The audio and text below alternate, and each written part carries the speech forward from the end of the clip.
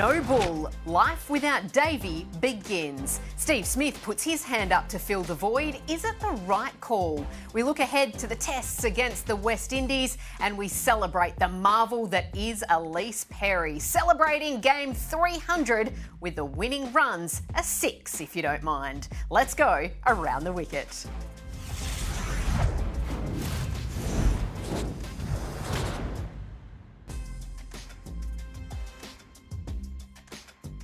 Hello and welcome to another episode of Around the Wicket. I'm Neroli Meadows. Michael Clarke to join us shortly. Elise Sthalekar and Callum Ferguson alongside me, celebrating a clean sweep for the Aussies up against Pakistan.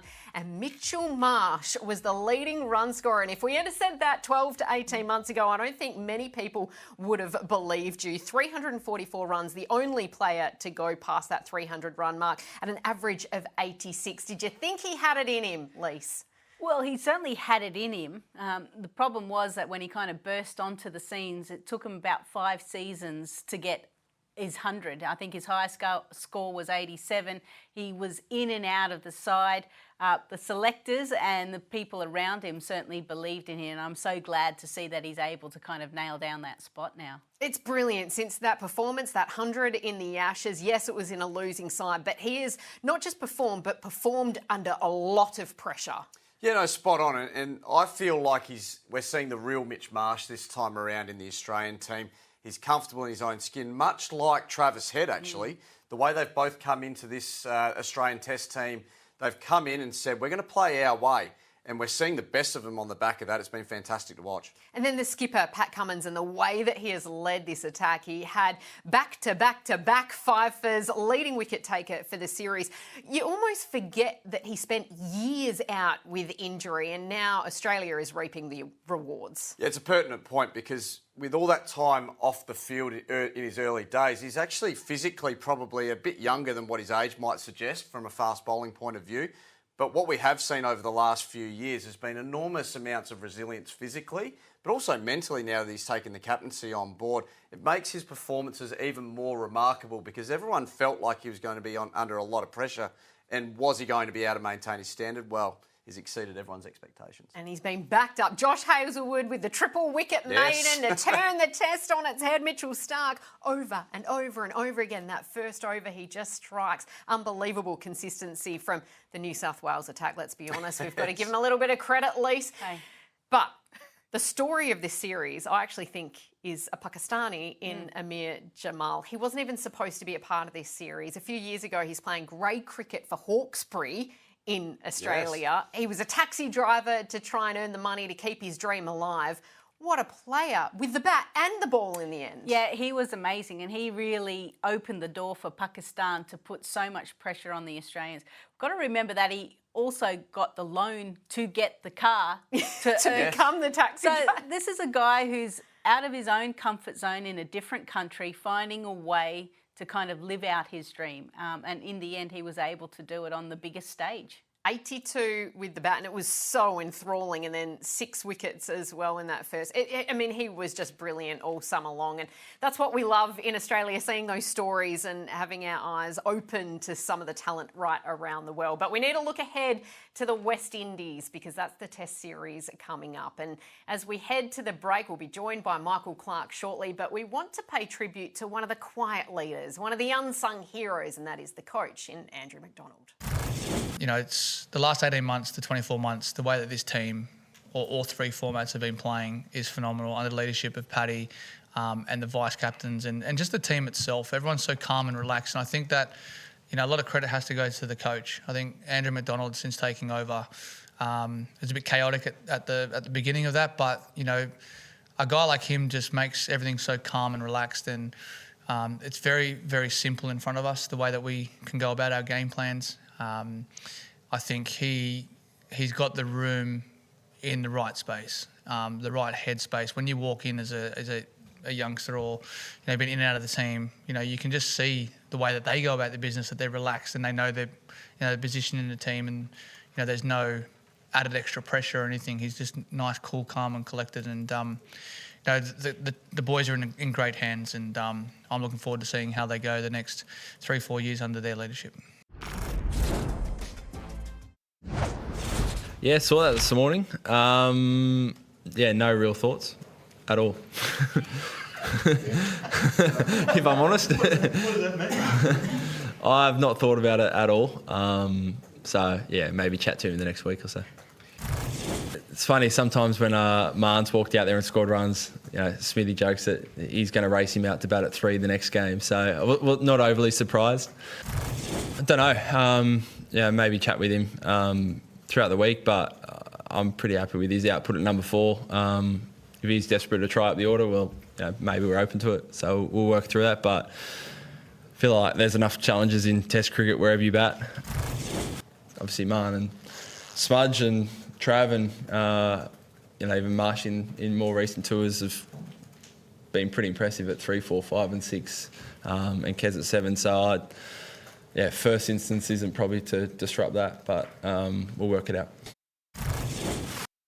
It almost feels as though every single name has been put up except for the captain himself to open the batting after the retirement of David Warner. Steve Smith is the latest man to say, hey, give me a go, which is interesting in itself that he put it on the public agenda. Welcome back to Around the Wicket. Michael Clarke, former Australian Test captain, joins us now. Pup, what have you made of the way that Steve Smith has put this idea out there to be promoted to open alongside Usman Khawaja? And do you think after a bit of a lean summer by his standards, this could be just what he needs? I'm not surprised, to be honest. How are you guys? Smitty loves batting, so he'd rather face every ball than give a few balls to somebody else. So, yeah, I think Pat Cummins just made a little joke, but I've heard Smitty do it a number of times. If somebody bats in front of him and they do bat for too long, next time around he wants to beat them out there to the middle. And I think that's a great thing about Smitty. He loves batting. He loves being out there. I think technically he's sound. He could open the batting. There's no doubt about it. I think he could adjust. He could find a way. He's batted at number 3. He's fine against the new ball. He's brilliant against spin. So if he wants to do it, I think they will allow him to do it. But listening to Paddy Cummins' quotes, I think it's a simple swap. I think Cameron Green is going to come in to open the batting for David Warner, unless someone like Steve Smith wants to do it. And then if he does, then they might go Steve Smith to open and either put Cameron Green at number 4 or Cameron Green to 6. But it sounds from what Paddy said just there, he wants the least amount of disruptions as possible. Marnus has been brilliant. Smith 4, Travis said 5, Mitch Marsh 6. So that tells me Cameron Green at this stage is probably the likeliest to come in and open the batting for David Warner. You're spot on. When you look at the clues, and we hear Andrew McDonald as well over the weekend talk about it, and it sounds like it's going to be either Green or Smith. And Pup, the fact is they would like that aggressive approach to that consistency from David Warner. And clearly you can't replace a David Warner. But the strike rate of Steve Smith is actually what was most concerning this summer. So do you think it's a viable long-term option to have a batter like Steve Smith opening alongside Usman Khawaja? I don't think they're too concerned about the strike rate. I think that's, we've been fortunate to have the likes of Matthew Hayden, Michael Slater, even the second half of Justin Langer's career, and then someone like David Warner that have played with really positive intent. I think they'll want that. They'll want the intent. I think that's the way Australian batsmen generally play. But I don't think the strike rate as an opening batsman is too concerning. If Smitty strikes at 40, 50, 60, that's going to come down to runs. If he makes runs, his strike rate will increase as his innings goes on. It's not like he's a defensive player either. Someone like Smitty, Cameron Green, Cam Bancroft, Matt Renshaw, they're aggressive enough players. So I don't think the strike rate's too concerning. I think they've got to work out what they think is the best partner for Usman Khawaja at the top of the order and go with that. And the other thing, again, no disrespect to the West Indies, but we're playing against the West Indies. So I would imagine whoever they give the opportunity to, they will grab it with both hands. It might be different when we play the likes of India, South Africa, England, in different parts of the world as well. Generally for us as Australian batsmen, we love batting in our own backyard. We know conditions well. We've grown up playing here. You're used to that extra pace and bounce. Yes, there might be some movement early, but if you get through that first hour, batting in Australia is pretty good. So it's a good opportunity for whoever gets the chance. But the key to success is that longevity. And David Warner's been able to do that. He's been able to adjust, to manage all conditions around the world and to score runs. So if it's Smith or Green or someone from outside this current 11 or 12, then the key is going to be make the most of these 2 test matches against the West Indies and then cement your spot wherever we're travelling to around the world. And Ferg, that's the key here, isn't it? Because it's an interesting year. There's only 4 more test matches, 2 against the West Indies, 2 against New Zealand, and then it's the 5-test Border-Gavaskar series, the all-important one next summer. Huge gap between them. So what do you think about this idea and it looking like they're probably not going to go with the traditional opener and maybe going with the Smith or Green? Yeah, look, I think when you look at Steve Smith's career, he's been someone who it's come to a bit easier than some others, and it's not on the back of just lobbing up and playing. He does a lot of hard work off the field. He bats more than others in the nets. He out-trained everyone on the way through. So I think he would prepare himself as well as anyone to open the batting if he decided he wanted to do that. And look, I've always been in the camp of you need a specialist opening batter, but if it was Steve Smith coming to you and saying, I want to open the batting, I think he's looking for a challenge. He's looking for that next motivation and inspiration in his career. And honestly, I think if he took to that job, he'd probably do it better than anyone else. So I'd be excited to see that opportunity. And I think it would be minimum change to the lineup and disruption.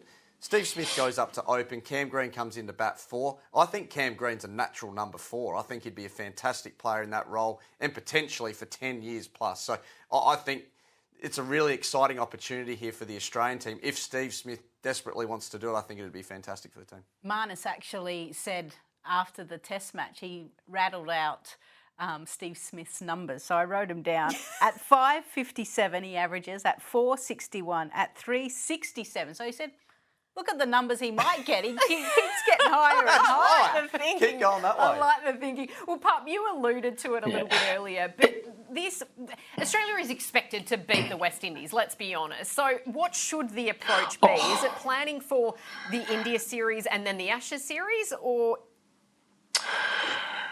Well, I don't think. I think they've shown their hand. If they were going to do that, they wouldn't have picked Warner in the first test against Pakistan, because Australia was meant to beat Pakistan the way they did 3-0, and they're meant to beat West Indies 2-0. So, no, I think they'll pick their best 11. I think they'll focus on this series and they won't look any further. And I think that's the right approach in Test cricket as well. The thing, I'll tell you now about Steve Smith. If he wants to open the batting and they give him the chance, he will be the number 1 Test opener within 12 months. He's that good a player. If you can bat at 3, you can bat anywhere in the order. Technically, he's good enough.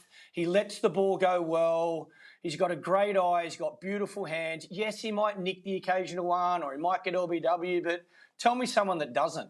He's that good a player. And maybe, as Ferg said, it might be that challenge that he's looking for. The main thing for Smitty, he doesn't want to wait. He doesn't want Warner or Khawaja to make 100 or Marnus to make a double 100. He wants to make a double 100. So if he opens the batting, he will be the best opener within 12 months. And the other thing, don't be surprised if he breaks Brian Lara's 400 record, because he's that good. And now he's got the whole day or 2 days to bat. Yeah. That's right. I love this, and now I absolutely want Steve Smith to open. You've got me up and about this idea now, Pup. Great stuff. I just wanted to take a moment, though, because this team is ageing. We know that. Marnus Labuschagne is the only player that's below 30 years of age. Obviously, Cam Green expected to come in, which will change that as well. Marnus is 29 years. If you look ahead, cast your eyes a couple of years forward to that Ashes in 2025, could we see a big change, and how did that shift unfold in the next couple of years? I don't necessarily think age is a burden. And I mean it both ways. If you're good enough at 17, then get in. If you're good enough at 40, then keep playing. The thing about retirement and walking away from playing sport at the highest level, a lot of the time it's based on injury or it's based on outside influences. So you don't want to do rehab anymore. You don't want to do any more team meetings. You don't want to do recovery and sit in an ice bath and go to the beach and get in cold water, like all of those things. Or you have a family, you get older and have kids and your priorities change. But I don't think with a lot of these players, certainly from a batting perspective, age is going to be the burden that stops them being a part of that Ashes series. Fast bowlers are a little bit different because of the physical that comes with that. But again, these days you got so much technology, you got support staff everywhere, you're fitter and healthier than any cricketer's been. So it wouldn't surprise me if they all want to be a part of that Ashes series, I think they will be. Uzi's probably the one that's hinted he doesn't know how much longer he'll play for. He's probably a case-by-case basis, and he'll be close to 40, if not 40. So, but yeah, look, I don't know. I just think the way this sport is played now and with so much help, I just think if they want to make it, they will. So I don't know how many changes there'll be, to be honest.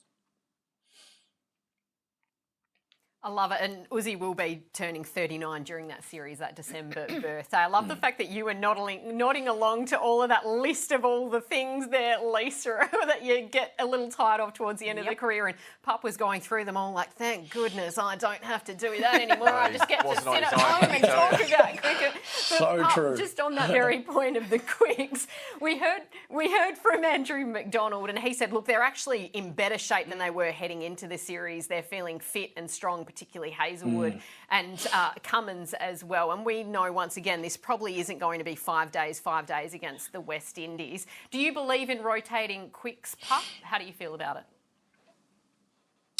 I don't in test match cricket. And again, I know things have changed in my time out of the game, and there's a lot more cricket and there's all three formats. But again, I prioritise test cricket. So if the guys are fit and healthy, again, I think they showed their hand in picking Warner for these three test matches. I think the quicks would be disappointed if they change their attitude towards them and say, well, let's rest you guys and pick three young quicks.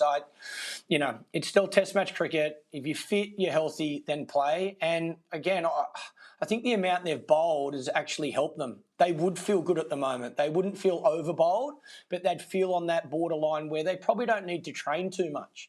Just let them go and play. So if all goes to plan, and again, I don't want to disrespect the West Indies, but if all goes to plan for Australia and we play our best, then we could be playing 2-3 day test matches. And I hate to say that, but I think we also need to be realistic and understand that this Australian team is playing brilliant cricket in our own backyard. We just had 3 test matches against Pakistan.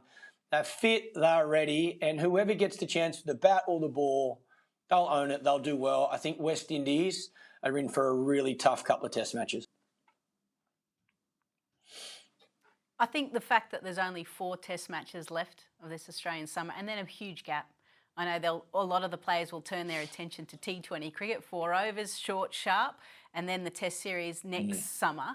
There's enough time for them to recover. So unless someone has a niggle, they won't make changes, and they shouldn't. Michael Clarke, thank you very much for your passion and your thoughts. All in favour of Steve Smith opening from here we're all on in. But Chips are in. We'll see you ahead of the West Indies series. Right, after this short break, don't go anywhere because we are going to celebrate the legend that is Elise Perry. Whenever I was asked as a person, who do you want to be if you weren't yourself, I always answered Elise Perry. She is just that good. Don't go anywhere.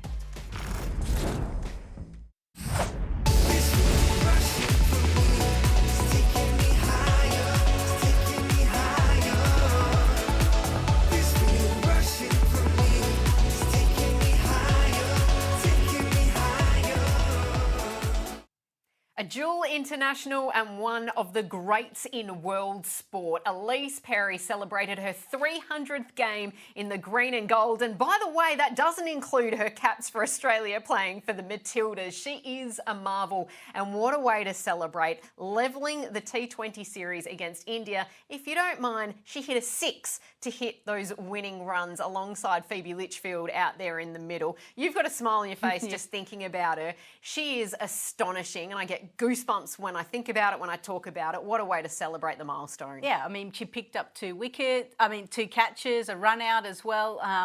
And also the T20 format, where she actually found herself on the outer not that long ago, but reinvented herself to be able to now play a huge impact with the Australian team. It's a great story. Can you speak to her influence, not just on the sport of cricket, but on the global landscape, particularly for women in sport? Yeah, she's firstly been the face of women's cricket and women's sport in this country since she was 16 years of age. And I solely believe she was the main reason why remuneration came in, because Cricket Australia wanted to keep her. They didn't want to lose her to football.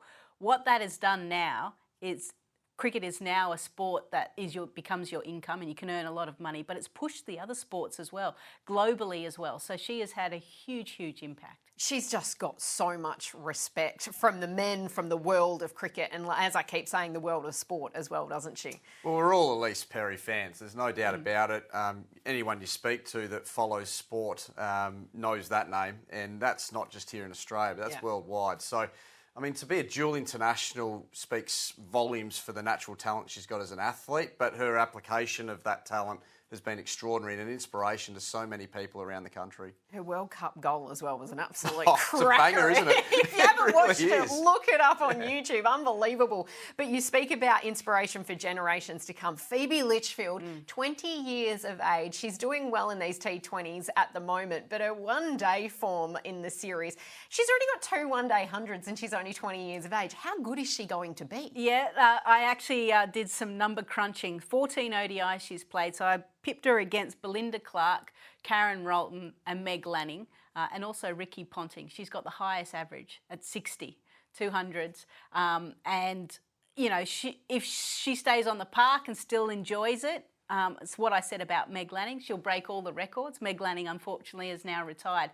Phoebe Litchfield is the next Meg Lanning, Belinda Clarke. She is an absolute superstar. Continuing that soccer-football comparison, it's a bit like Mary Fowler, where we sit there going, we've got a decade and a half at least to enjoy this girl. That's exciting, isn't it? And she's such a lovely personality to have at the front line of your international side going forward, because people want to hear more from her. So I think it's a fantastic thing that they've been able to get so much cricket into her at such a young age. A bit like Pup talked about, if they're 17 and they're good enough, 16 and they're good enough, get them in there. She's going to be fun to watch for years to come. So overall, Australia lost the test. They won the ODI series, and now this T20 series is level. How good is that for such an important series? It's in great. India? And the crowd is certainly coming in as well at DY Patel in Navi Mumbai. So it's going to be the third T20 will go down to the wire, no doubt. One to watch. Don't go anywhere after this short break on Around the Wicket. We're going to take on the short stuff. Time to take on the short stuff, and we start with Steve Smith, who apparently is going to be Australia's next opener. Ferg, will sight screens ever truly be big enough for Steve Smith? No, never. And they'll just get bigger and bigger, and then there'll be no seats for anyone to sit in. No, look, it was very funny just how specific he was with that sight screen. It was a rolled up piece of tape that was sitting on it, and he said it was coming from, the ball was coming right from where that was. It's incredible. He's got zoom on his eyes or something. It just shows you that a classy batter like him really does narrow down his focus to where the ball comes out. So that's why he's the best, right? And he's going to be the best opener. There's attention to detail, and then there's Steve Smith. Yes. But speaking of noticing things, does Davey need to go to Specsavers? What was going on with that baggy green situation? Was it a PR stunt? Was it just a bad look? What is going on? Oh, who knows? Until they actually come out and tell us exactly what it was, I think we're all guessing. But we don't want to see this happen again. So let's make sure we all keep our baggy greens in our backpack with us at all times from now on. Yes, correct. That's probably Leave the nothing most to chance. That's the surprising thing, that he didn't have it on him, that he decided to put it in bags and send the bags off. There's always a lot of chatter about David Warner's book and whether or not it will come out and what secrets it's going to unfold. I want to read that book for what happened to the baggy green in the final test at the SCG. All right, 2 test series. Should it be a 3 test series minimum? Obviously, this is off the back of India, South Africa, which was a 2-day test in the end. And then we've got Australia against the West Indies, Australia against New Zealand, all 2-match series. What do you think? 3 minimum? 3 minimum would be nice, but the calendar won't allow it. And if we want to have a 5-test series against England and India, it doesn't leave a lot of time to kind of have 3 test series against everyone else. I think 3 needs to happen. And maybe the way to go forward with this is Michael Holding's idea from a few years ago to go to a 2-division system, which is a huge Pandora's box. So see where that heads. I just thought I'd throw it out there, see what I got. The next one, who do you feel more for on test debut? Tristan Stubbs, who was out twice in 1 day, or our own Callum Ferguson run out to leave Australia in all sorts of trouble? Oh, that poor guy, out twice in a day. It's a horror show. It really is. We used to look at the opening batters going out there when you'd been dobbed on a green seamer. Both sides have lost their wickets. And then you've got to go out at the end of the day and face the music. Out twice in a day is a horror show. The best thing about him was his brother flying in from the UK, throwing the hands up furious. Yes. Thanks for joining us on Around the Wicket. We'll see you next time.